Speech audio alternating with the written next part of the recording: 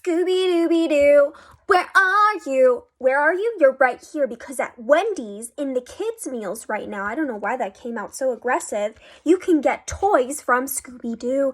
And this one has the creeper. Okay.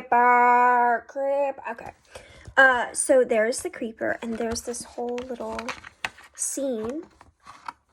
And then here are the characters and you pop them out. You got Velma, Scooby, and there's the creeper. And that's what he looks like unmasked. And then you put them on these little stands. So cool. Thank you, Wendy's.